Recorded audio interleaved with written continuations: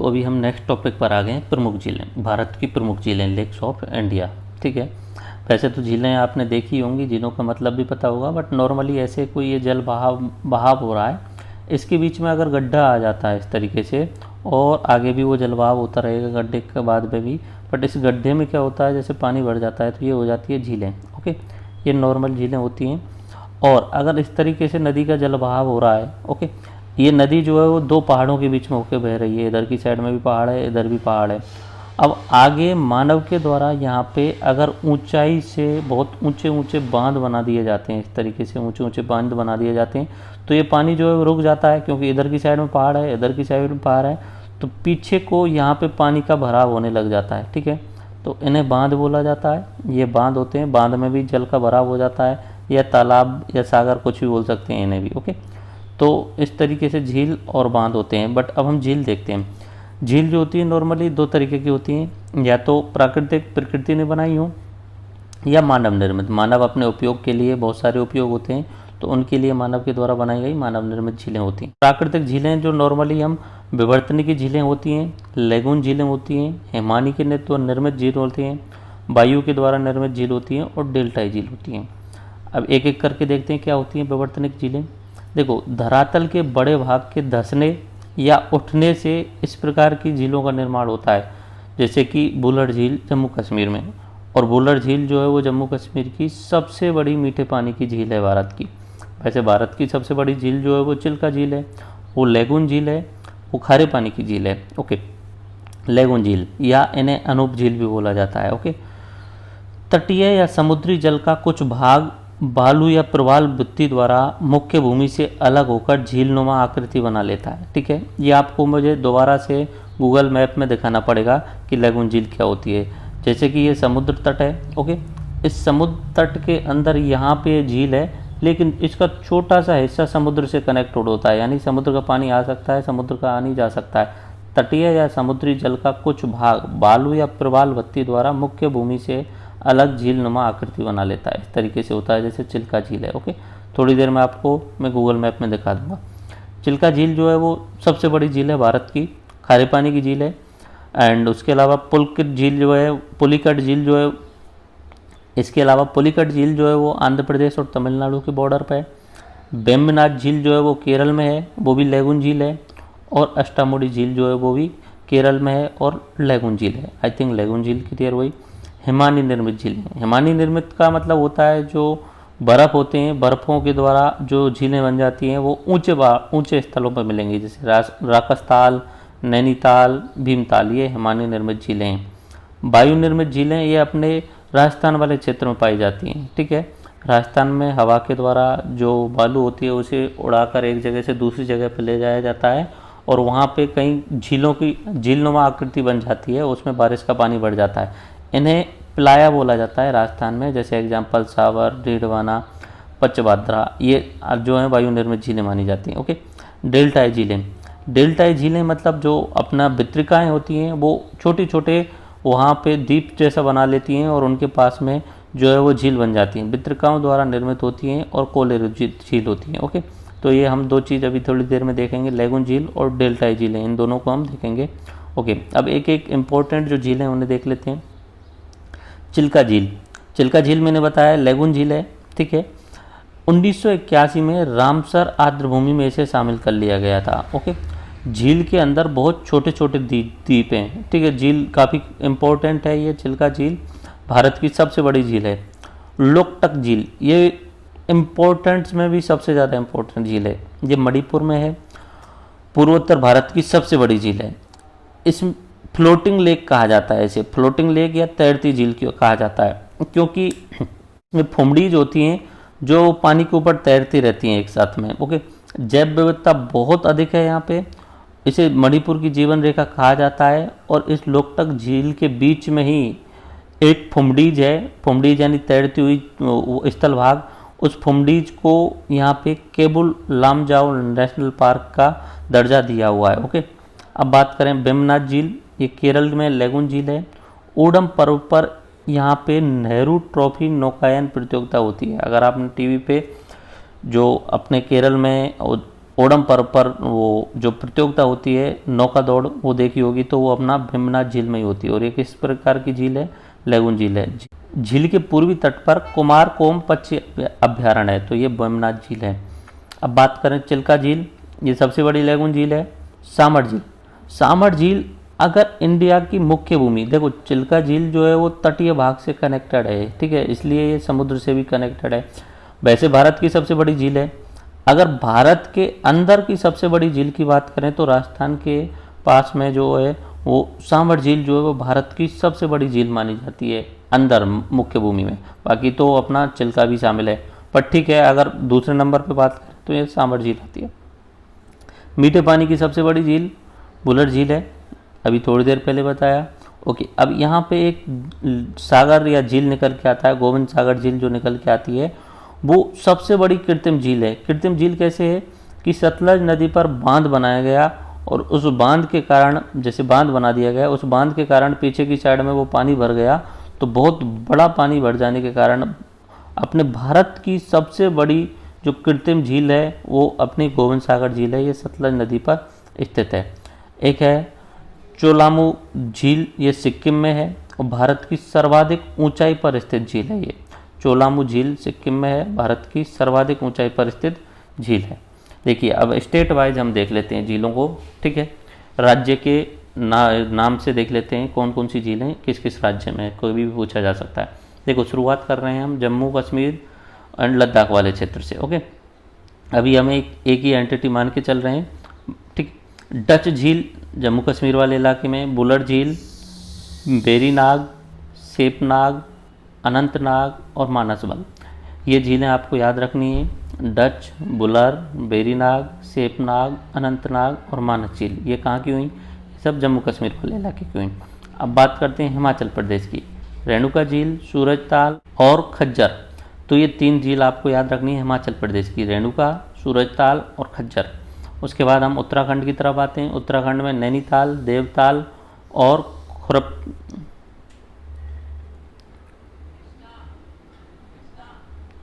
Khurpatal. Okay, तो उत्तराखंड की आपको 3 झीलें नाम याद रखनी, नैनीताल, देवताल और खुरपाताल। सिक्किम की तरफ आते हैं। सिक्किम में चोलामू, ये सबसे ऊंचाई पर स्थित झील है। दूसरी गुरु डोंगमार, ठीक है, ये सिक्किम की है। अगर मणिपुर की बात करें तो लोकटक झील, इस पे ही जो नेशनल पार्क है कोविल लामजाओ नेशनल पार्क, वो लोकटक झील में ही है। ओके, इधर की साइड में हम बात करें मिजोरम में तो पाला, यहाँ पे पाला नाम से एक झील है। असम की कोई झील है तो उसका नाम है दीपड़ झील, वो आपको याद करनी है। बिहार में एक ही झील इम्पोर्टेंट है, कोबर झील। राजस्थान में बहुत सारी हैं, राजसमंद, जयसमंद, पिछोला, उदय सागर, डीडवाना, सांवर, ठीक है। एमपी की इम्पोर्टेंट झील है भोजताल। इधर की साइड में हम चलें, लोनार झील, सलीम अली झील, ये अपनी महाराष्ट्र की इम्पोर्टेंट है। उड़ीसा में चिल्का झील इम्पोर्टेंट है। तेलंगाना में हुसैन सागर है। आंध्र प्रदेश में कोलेरू झील है। कर्नाटक में बेलादूर झील और पंपा झील इम्पोर्टेंट हैं। केरल में बेमनाथ झील और अष्टामुडी झील है। एंड अपने तमिलनाडु में पुलिकट झील, ऊटी झील और कोडाई कनाल झील, ठीक है। तो ये मैं राज्यवार आपको बता दिया है। पीडीएफ आप डाउनलोड कर लेंगे तो आप बार बार में इसे प्रैक्टिस कर लेंगे और आपको समझ में आ जाएगा। तो मैं आपको 2 चीज़ें मैं बोल रहा था कि जो गूगल मैप में मुझे आपको दिखानी है, 2 बातें मुझे आपको दिखानी है। एक तो आपको मुझे दिखाना है लैगून झील किस तरीके की होती हैं, और दूसरा मुझे आपको ये डेल्टाई झील किस तरीके की होती हैं।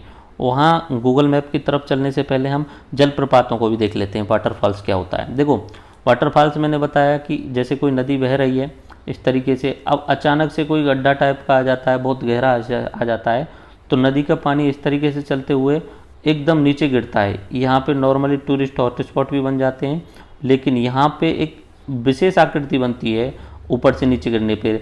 जब इसके रिलीफ्स में जब अचानक से चेंज आता है तो वहाँ पे जलप्रपात आता है। अगर ऊंचा होगा तो पीछे की साइड में यहाँ पे जल बढ़ने लग जाएगा, बट अगर नीचे आगे की जो साइड है वो नीचे है तो वहाँ पे ऐसे विशेष आकृति बन जाती है जिसे जलप्रपात कहते हैं। ओके, अगर आपने बाहुबली मूवी देखी होगी तो वहाँ पे बड़े बड़े वाटरफॉल्स दिखाए गए हैं। ओके, जिसमें शिवा ऊपर चढ़ने की कोशिश करता है।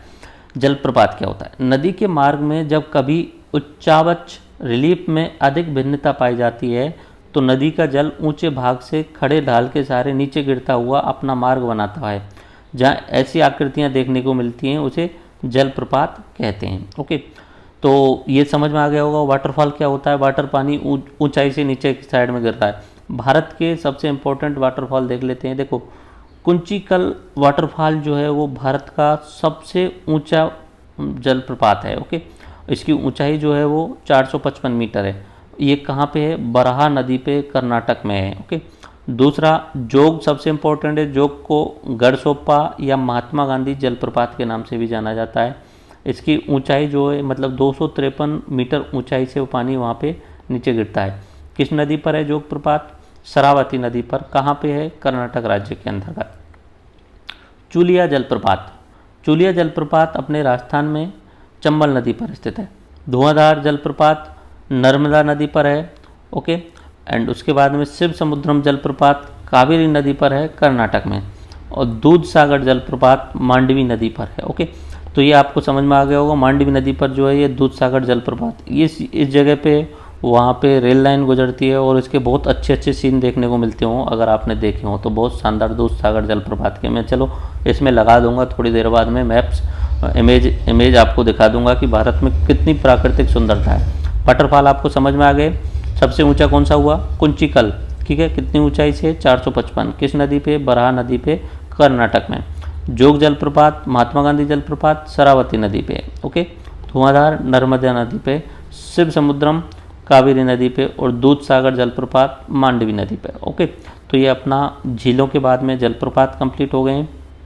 अब हम बहुउद्देशीय नदी घाटी परियोजनाएं देखते हैं। बहुउद्देशीय नाम से कुछ पता चल रहा है, बहु प्लस उद्देशीय, जिसके उद्देश्य बहुत सारे हों, ऐसी नदी घाटी परियोजनाएं। ओके, जैसे कि वहाँ पे सिंचाई के लिए भी उद्देश्य है उसका, पानी पीने का पानी वहाँ पे उसका उद्देश्य है कि इस तरीके से पीने का पानी भी मिल जाए। उसके अलावा बिजली बनाने के भी उद्देश्य है। ठीक है, बहुत सारे बहुउद्देशीय जो नहर बनाई जाती हैं, जैसे बांध बनाया है किसी नदी पर, कोई नदी आ रही है और उस नदी पर नदी आ रही है उस पर बांध बना दिया, तो इससे बहुत सारे उद्देश्य पूर्ति की जाती है, सिंचाई के लिए, पीने के पानी के लिए, बिजली के लिए। तो इन्हें बोला जाता है बहुउद्देशीय नदी घाटी परियोजनाएं। भारत की इंपॉर्टेंट बहुउद्देशीय नदी घाटी परियोजनाएं देखते हैं। भाखड़ा नागल परियोजना। देखो, भाखड़ा नागल परियोजना पे जो बांध बनाया गया है, भाखड़ा नागल बांध, उसकी जो ऊंचाई है 226 मीटर है। ये परियोजना पंजाब में सतलज नदी पर स्थित है। ओके, इसे लाभान्वित होने वाले राज्य 4 हैं, पंजाब, हरियाणा, हिमाचल प्रदेश और राजस्थान। इन 4 राज्यों का इसमें पार्टनरशिप है। इंदिरा गांधी नहर परियोजना। देखो, ब्यास एवं सतलज नदी के संगम पे हरिके बैराज बनाया गया है। वहाँ पे इंदिरा गांधी नहर निकाली गई है वहाँ से, जिससे अपने हरियाणा, पंजाब एंड राजस्थान को भी उसमें लाभ होता है। तो ये जो है वो संसार की सबसे लंबी नहर है। राजस्थान का बहुत बड़ा हिस्सा जो है यहीं से सिंचित किया जाता है इंदिरा गांधी नहर के द्वारा। तो संसार की सबसे लंबी नहर जो है वो इंदिरा गांधी परियोजना के तहत है, जिसकी लंबाई है 428 किलोमीटर। ओके, अब बात करें पोंग परियोजना की, तो ये ब्यास नदी पर है और हिमाचल प्रदेश में। पोंग परियोजना ब्यास नदी पर है और हिमाचल प्रदेश पे। नॉर्मली बांध बनाए गए हैं, उन बांधों से ही बहुत सारे उद्देश्य पूरे किए जाते हैं। इसी को बोला जाता है बहुउद्देशीय परियोजना। दुलहस्ती परियोजना कहाँ पे है? चेनाब नदी पर, जम्मू कश्मीर में। ओके, तुलबुल परियोजना झेलम नदी पर है, जम्मू कश्मीर में। बुलर झील पर बांध बनाने के कारण इसे बुलर बैराज भी बोला जाता है, बुलर बैराज परियोजना भी कहते हैं।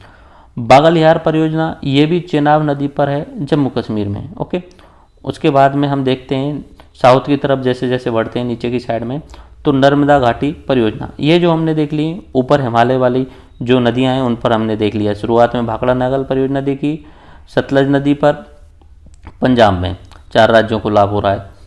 इंदिरा गांधी परियोजना देखी, ब्यास और सतलज के हरिके बैराज से निकलती है, संसार की सबसे लंबी नहर है। पोंग परियोजना ब्यास नदी पर, दुलहस्ती चेनाब पर, जम्मू कश्मीर में। तुलबुल झेलम पर, जम्मू कश्मीर में। बागलिहार चेनाब पर, जम्मू कश्मीर में। हमने उत्तर वाले हिमालय वाले क्षेत्र की परियोजनाएं देख ली। अब हम देखते हैं साउथ की साइड में। ठीक है, नर्मदा घाटी परियोजना शुरू करते हैं। इसमें 4 राज्य शामिल हैं, महाराष्ट्र, मध्य प्रदेश, गुजरात और राजस्थान। इन 4 राज्यों की इसमें पार्टनरशिप है। इस परियोजना के तहत कुल 29 बांध बनाए गए हैं। ओके, नर्मदा सागर बांध एमपी में है और सरदार सरोवर बांध गुजरात में। ये दो सबसे ज़्यादा इम्पोर्टेंट बांध हैं उन 29 बांधों में से। ठीक है, सरदार सरोवर डैम में आपको दिखा चुका हूँ पहले ही। ठीक है, और सरदार जी की प्रतिमा भी मैंने आपको दिखा दी थी। विश्व की सबसे ऊंची जो प्रतिमा है वो आपको दिखा दी थी। उकाई परियोजना है ताप्ती नदी पर गुजरात में। इससे 2 राज्य लाभान्वित होते हैं, गुजरात और महाराष्ट्र। इडुक्की परियोजना पेरियार नदी पर केरल में है। शरावती परियोजना शरावती नदी पर है, कर्नाटक में है। जोग जलप्रपात पर विद्युत उत्पादन किया जाता है, महात्मा गांधी जलप्रपात जिसे बोला जाता है। तो शरावती परियोजना ये जो है वो शरावती नदी पर है, कर्नाटक में। आपको ध्यान हो, अभी थोड़ी देर पहले बताया था जोग जलप्रपात किस नदी पर पड़ता है, शरावती नदी पर ही पड़ता है, कर्नाटक में। हीराकुंड परियोजना, हीराकुंड परियोजना महानदी पर स्थित है और उड़ीसा में है। हीराकुंड जो है वो हीराकुंड बांध विश्व का सबसे लंबा नदी बांध है।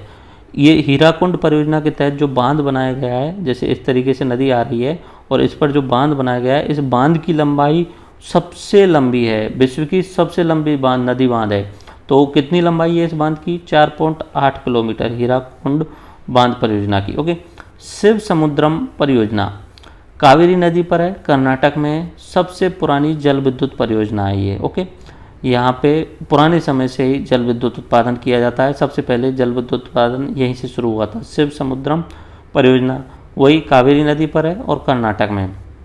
रामगुंडम परियोजना गोदावरी नदी पर है, तेलंगाना में। ओके, नागार्जुन सागर परियोजना कृष्णा नदी पर है, आंध्र प्रदेश और तेलंगाना वाले क्षेत्र में है। ओके, तो ये आपको क्लियर हो गया होगा। नदी घाटी परियोजना है, पहले मैंने आपको हिमालय वाले क्षेत्र की बताई, भाखड़ा नागल परियोजना। ठीक है, इंदिरा गांधी परियोजना, पोंग परियोजना, दुलहस्ती परियोजना चेनाब पर जम्मू कश्मीर में, तुलवुल परियोजना झेलम पर जम्मू कश्मीर में, बागलहार परियोजना चेनाब पर जम्मू कश्मीर में। फिर हम साउथ की तरफ चले, नर्मदा घाटी 4 राज्यों का इसमें पार्टनरशिप। ये 2 इम्पोर्टेंट सागर हैं, नर्मदा सागर बांध एंड सरदार सरोवर बांध। उकाई परियोजना ताप्ती नदी पर गुजरात में। इडुक्की परियोजना पेरियार नदी पर केरल में। शरावती परियोजना शरावती नदी पर जोग जलप्रपात जो है यहाँ पे विद्युत उत्पादन किया जाता है। हीराकुंड परियोजना ये विश्व की सबसे लंबी नदी बांध है। ओके, शिव समुद्रम सबसे पुराना जो जल विद्युत परियोजना यहीं से है। रामगुंडम गोदावरी नदी पर तेलंगाना में है। नागार्जुन सागर बांध या नागार्जुन सागर परियोजना जो कृष्णा नदी पर है, आंध्र प्रदेश और तेलंगाना के बीच में। ओके, ये इन दोनों का पार्टनरशिप है, आंध्र प्रदेश और तेलंगाना। पहले जब आंध्र प्रदेश एक ही था, अभी 2 भाग बट गए, तो ये दोनों की पार्टनरशिप है इसमें। ओके, तो अभी हम गूगल मैप की तरफ चलते हैं और मैं आपको कुछ चीज़ें दिखाने वाला था, वो समझाने की कोशिश। हम गूगल अर्थ में आ गए हैं और मैंने आपको सबसे पहले चिल्का झील दिखानी है। ओके, तो हम उड़ीसा वाले क्षेत्र में चलेंगे। मैं आपको बताता हूँ लेगुन झील क्या होती है और वो किस तरीके से समुद्र से कनेक्ट होती है। ओके, हम चल रहे हैं इधर की साइड में, उड़ीसा वाले क्षेत्र में। पुरी भुवनेश्वर आपको दिख रहे होंगे, कटक आपको दिख रहा होगा। हमें चिल्का झील पर चलना है। Okay, so right now we are going to Bhitarkanika national park. ये थोड़ा सा अलग है चिल्का झील से।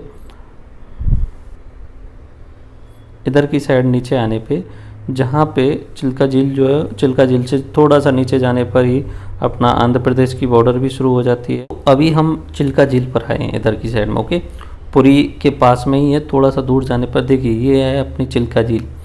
अब ये बीच में आपको थोड़े थोड़े स्थानों पर, जैसे कि ये वाला हिस्सा आपको दिख रहा होगा सतपद वाला, अब ये डायरेक्टली यहाँ से समुद्र से कनेक्टेड आपको दिख रही होगी। चिल्का झील का सी माउथ यहाँ से, अब ये समुद्र से कनेक्टेड है ये।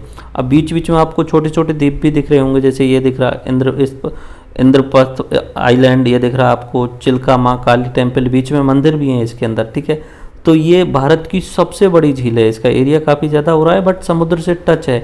लेगुन झील है, पानी जो है समुद्र का इसके अंदर आ जाता है या इसका बाहर निकल जाता है, उस टाइप में कनेक्टेड है। बीच में आप देख रहे होंगे चिल्का सी माउथ, यहाँ पे चिल्का जो है वो समुद्र से डायरेक्टली कनेक्टेड है। ओके, सी से कनेक्टेड है। अगर बीच में से आप, जैसे कि मंदिर दिखा देता हूँ आपको, ये छोटे छोटे द्वीप दिख रहे हैं, इनमें से एक माँ काली मंदिर या इनमें से एक टेम्पल आपके लिए दिखा देता हूँ। ओके, तो ये मंदिर है, इस मंदिर से आप व्यू देखेंगे तो ये चिल्का झील वाला हिस्सा ही है। ओके, आई थिंक ये चिल्का झील वाला हिस्सा कंप्लीट हुआ। अब नीचे की साइड में, उससे पहले हम पुलिकट लेक देखते हैं, अपना आंध्र प्रदेश एंड तमिलनाडु के बॉर्डर पे। देखिए इधर की साइड में यहाँ पे चेन्नई है, चेन्नई से ऊपर थोड़ा सा ऊपर इस जगह पे आंध्र प्रदेश और तमिलनाडु के बॉर्डर पे ये देखिए आप पुलिकट लेक। ओके, ये भी समुद्र से कनेक्टेड है, ये आपको दिख रहा होगा समुद्र से कनेक्टेड झील है। बीच में इसमें यहाँ पे इरुक्कम आइलैंड बना हुआ है। इरुक्कम आइलैंड या द्वीप जो है वो बिल्कुल झील के बीचों बीच में है और ये समुद्र से कनेक्टेड है, कहीं ना कहीं इस तरीके से ये समुद्र से कनेक्टेड है। ये आपको पुलिकट लेक देख लिया। अब हम केरल की साइड में चलते हैं। ओके, केरल वाले क्षेत्र में चलते हैं और केरल की साइड में देखते हैं कौन कौन सी बैकलैश जो नदी मैंने आपको बताई थी। मैंने केरल में आपको बेम्बनाद नाम से झील बताई थी, बेम्बनाद। ठीक है, बेम्बनाद लेक जो है वो केरल के अंदर है, वो भी लेगुन झील मैंने आपको बताई थी कि ये देख रही होगी आपको। ओके, ये है केरल के अंतर्गत बेम्बनाद लेक। ये भी लेगुन झील है और कहीं ना कहीं ये समुद्र से कनेक्टेड है किसी ना किसी रास्ते से। देखिए ये इस साइड में सीधा सीधा समुद्र से कनेक्टेड है, तो ये लेगुन झीलें होती हैं। ओके, और अब ऊपर की साइड में मैंने आपको एक जो ये नीचे की साइड में मैंने आपको ये तो बता दिया है, धनुषकोडी रामेश्वरम मैंने आपको बता दिया। मणिपुर की लोकटक झील पे चलना है एंड उससे पहले मैं आपको एस्चुरी और डेल्टा के बीच का अंतर भी बता दूँ। जैसे कि यहाँ पे मैंने बताया था डेल्टाई झील, तो डेल्टाई झील कैसे बनती हैं ये आप देखिए। ये अपना सुंदरवन डेल्टा है। अब यहाँ पे आने पे पानी की स्पीड जो होती है बिल्कुल डाउन हो जाती है, तो ये छोटे छोटे द्वीप तो बन ही रहे हैं, अब बीच में ये पानी जो है बिल्कुल रुखा सा हो जाता है, इन्हीं को डेल्टाई झील बोला जाता है। सुंदरवन डेल्टा है, उनके पास में बहुत सारी यहाँ पे डेल्टाई झील बनी हुई है। ये बीच बीच में आपको पानी रुका हुआ है, ये झील टाइप में बोल दिया जाता है इसे, तो ये डेल्टाई झील बोलते हैं। बाकी ये नदी का ही हिस्सा होता है एक तरीके से। ओके, एंड मैं आपको बता रहा था जो एस्चुरी वाला हिस्सा होता है, एस्चुरी वाला और डेल्टा वाला आपको एक बार दिखा देता हूँ। ये बीच में एक डैम है जिसका नाम है रंगाली रिजर्वोयर ब्रह्मवती नदी पर। ओके, एंड मैं आपको डेल्टा वाला क्षेत्र बता दिया, एस्चुरी वाला क्षेत्र और दिखा देते हैं। अच्छा, डेल्टा और एस्चुरी में मैं अंतर बता चुका हूँ। डेल्टा में क्या होता है, जो नदियों का जो पानी आता है उसकी स्पीड डाउन हो जाती है। स्पीड डाउन होने के कारण वहाँ पे एक दलदली भूमि सी बन जाती है और यहाँ पे छोटे छोटे द्वीपों का भी निर्माण हो जाता है और पानी जो है वो धीरे धीरे समुद्र में जाता है। जबकि मैंने एस्चुरी में जो बताया था, वो एस्चुरी में पानी जो तेज़ गति से जाता है और वहाँ पे गहरा हो जाता है। ओके, तो ये आप देखिए, ये आप नर्मदा और ताप्ती नदी का आप देखने की कोशिश कीजिए।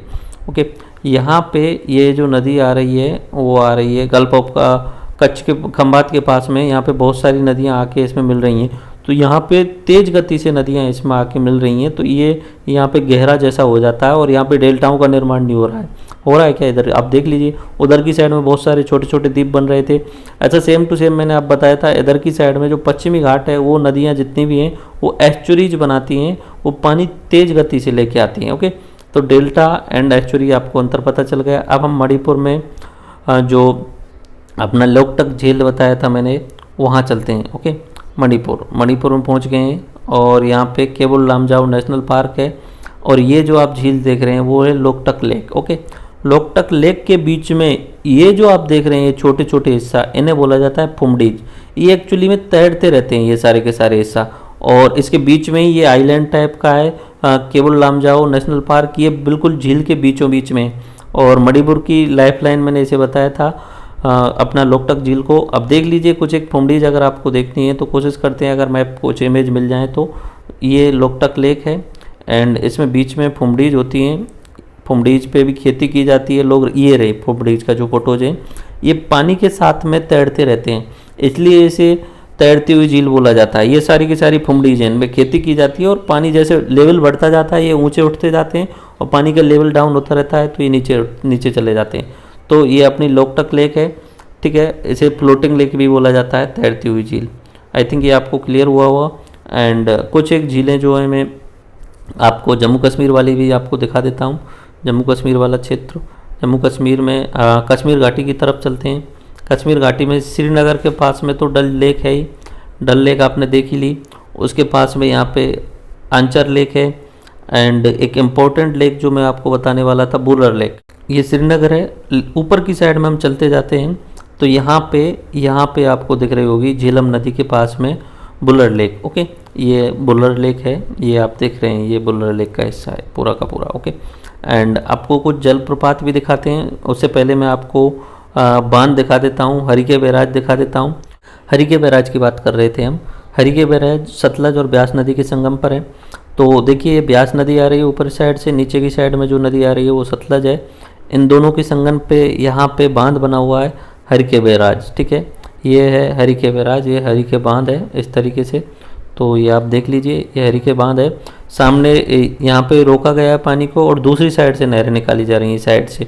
तो इंदिरा गांधी नहर यहीं से निकल के आती है, ओके। एंड उसके अलावा मैं बात करने वाला था भाखड़ा नागल परियोजना की। भाखड़ा जो है यहाँ पे पड़ रहा है, पहाड़ी इलाके में पड़ रहा है। और भाखड़ा से थोड़ा सा आगे आने पे ये नदी इस तरीके से मुड़ के आ जाती है, और आगे आने पे यहाँ पे दूसरा डैम पड़ रहा है, उसका नाम है नागल। ये नागल वाला है, और वो ऊपर वाला जो है वो भाखड़ा वाला है, ओके। पहले भाखड़ा वाला इस चित्र देखते हैं। भाखड़ा बोलते हैं, भाखड़ा बोलते हैं, जो भी आपको बोलना है, भाखड़ा बोल लीजिए। ये भाखड़ा डैम है सतलज नदी पे। आप देखना चाहें कुछ व्यू तो आप व्यू देख लीजिए, इस तरीके के इमेज हैं भाखड़ा डैम के, ओके। ये इस तरीके से। और यहाँ पे पीछे की साइड में जो लेक बनी हुई है, उस लेक का नाम है गोविंद सागर लेक। ये जो है वो सबसे बड़ी मानव निर्मित लेक है। ये इस तरीके से आप देख लीजिए, गोविंद सागर लेक, ये बहुत बड़ा एरिया इसमें कवर हो जाता है भाखड़ा में। और भाखड़ा से थोड़ा सा आगे आने पर ही इसी नदी पर ही बना हुआ है नागल डैम, जहाँ से अपनी नहरें निकाली जाती हैं अलग अलग क्षेत्रों के लिए, ओके। बाकी सीधा सतलज नदी का पानी छोड़ ही दिया जाता है, ओके। तो ये अपना नागल डैम है। नागल जो है वो छोटा है, बट भाखड़ा डैम जो है वो काफ़ी बड़ा है, ओके। आई थिंक ये आपको भाखड़ा और नागल डैम क्लियर हुआ।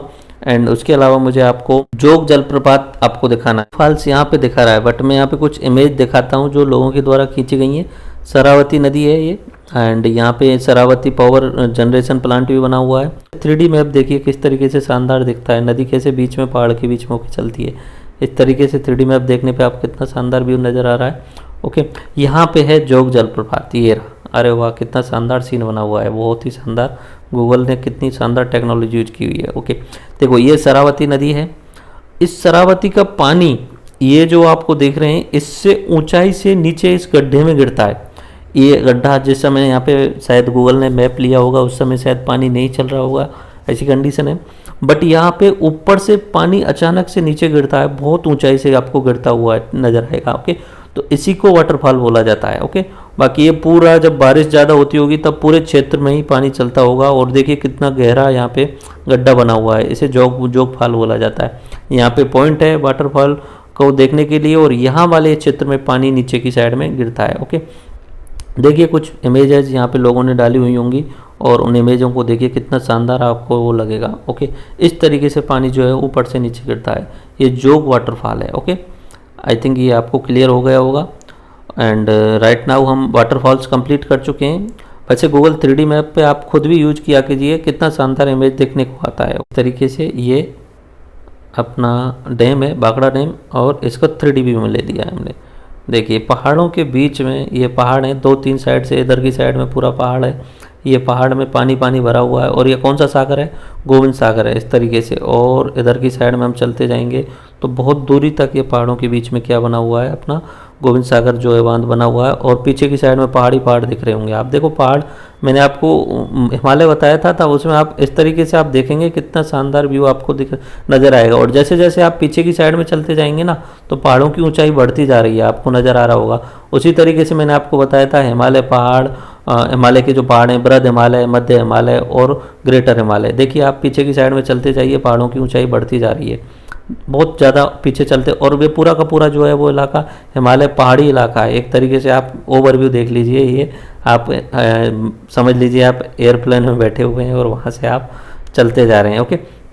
देखिए पीछे की साइड में चलते जा रहे हैं हम, एंड यहाँ से पार करते हैं, हिमालय को पार करते हुए हम पठार की तरफ निकलते हैं। अपना उधर की साइड में निकलते हैं, तिब्बत के पठार की तरफ। देखते हैं तिब्बत का पठार कैसा नज़र आता है। देखो पठार में और पर्वत में आपको अंतर नज़र आने लग जाएगा। ये हम आ गए हैं पठार पर, ठीक है, ये पठारी इलाका आ गए हम, ओके। एंड पठारी इलाका आ गए हैं, तो ये हम बहुत पार करके आ गए हैं, एक्चुअली में हिमालय वाले क्षेत्र को पार करके आ गए हैं पठारी इलाके पर। और पठारी इलाके में आपको अंतर दिखने लग जाता है। पठारी जो ज़मीन है वो थोड़ी समतल होती है, और जो पर्वत हैं वो काफ़ी ऊंचे होते हैं। इस तरीके से ये पर्वत हैं। एक आध चोटी और दिखाने की कोशिश करते हैं हम। ये 3D व्यू में ये पर्वत हैं, ओके। पीछे की साइड में अब हम चलते हैं और अपना भारत के मैदानी भागों पर प्रवेश करने की कोशिश करते हैं। जैसे जैसे पीछे चलते जाएंगे पहाड़ों की ऊंचाई वो कम होती जाएगी, ठीक है। और ये हम आ गए हैं मैदानी भागों में। अब मैदानी भाग देख लीजिए, ये मैदानी भाग हैं। अब इनसे भी नीचे अगर हम जाएंगे 3D व्यू में अगर देख रहे हैं तो नीचे की साइड में हमें पठार देखने लग जाएंगे, थोड़ा सा नीचे जाने पे प्रायद्वीपीय पठार देखने लग जाएंगे। ओके, तो हम नीचे चलते हैं, नीचे चलने पे हमको पठार देखने लग जाएंगे।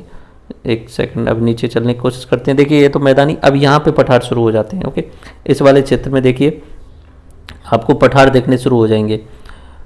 ये अपना राजस्थान वाला क्षेत्र पहुँच गए हैं शायद हम, एंड ये घाट मुंदवारा नीचे की साइड में, यहाँ पे पठार देखने शुरू हो जाएंगे। ओके, और पीछे चलते हैं और जहाँ पे हमें पूर्ण रूपेण वो पठार देखने लग जाएगी। ये पठार है, ये पठार है, ये ऊंचाई पर स्थित है, यहाँ पे समतल जमीन नहीं है, ये पठार ही है। ओके, एंड और नीचे की साइड में चलते हैं तो और नीचे की साइड में चलने पर पूर्ण पठारी वाले इलाके में हम पहुँच जाएंगे। इंदौर पार कर चुके हैं, ये है अपने पठार हैं नीचे की साइड में। ओके, तो आप खुद से कोशिश करना अपने मोबाइल में गूगल अर्थ मैप डाउनलोड करना और इस तरीके से देखने की कोशिश करना। ओके, एक बार आपको मैं एक जो सबसे इम्पोर्टेंट जो बताने वाला था, मांडवी नदी पर जो वाटरफॉल था वो आपको मैं दिखा देता हूँ। उसका नाम जो मैंने बताया था दूध सागर वाटरफॉल। ये दूध सागर वाटरफॉल के बीच के पास में से यहाँ पे एक रेलवे लाइन निकल रही है और उस रेलवे लाइन से जो लोग इमेज लेते हैं ना वो बहुत शानदार, बहुत शानदार इमेज निकल के आता है, ऐसे 3D व्यू में समझते हैं। ओके, देखिए पहाड़ों के बीच में आ गए हम, ठीक है, बिल्कुल पहाड़ों के बीच में से ये इमेज निकल रही है। ओके, ऐसे तरीके से करते हैं एंड इसे 3D व्यू में कन्वर्ट करते हैं।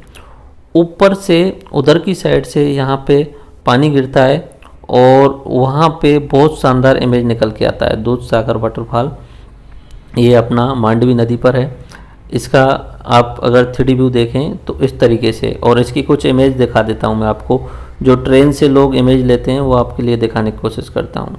बहुत सारे लोग यहाँ पे इमेज लेते हैं ट्रेन से, तो एक इमेज दिखाता हूँ मैं आपको। ये वाली इमेज देखिए, ये इस तरीके की इमेज जो है वो दूध सागर वाटरफॉल की है। ओके, आई थिंक ये आपको क्लियर हो गया होगा। एंड राइट नाउ हम चलते हैं नेक्स्ट टॉपिक की तरफ। ये आप खुद से ट्राई करना, गूगल अर्थ लेना एंड 3D में समझने की कोशिश करना, पठार कैसे होते हैं, मैदान कैसे होते हैं, ये सब समझने की कोशिश करना। जो भी आपको अच्छा लगे वही सारी चीज़ें आप देखने लग जाना 3D व्यू में। ओके, आई थिंक ये आप सबको क्लियर हो गया होगा। ओके, 3D व्यू कितना शानदार लगता है, इसमें आप खुद से देखें कितना अच्छा लगता है। पहाड़ों के बीच में जाना, ये पहाड़ हैं, ऊंचाई नीचाई, ये सब कुछ वहाँ पे अच्छे तरीके से दिखता है। ओके, सो हम चलते हैं अपना नेक्स्ट टॉपिक की तरफ। आप खुद से ट्राई करना, झीलों का जो PDF है वो उस PDF ब्लैंक मैप दिए हुए हैं, उन ब्लैंक मैप को भरने की कोशिश करना और इन वाटरफॉल्स को देखने की कोशिश करना गूगल अर्थ में।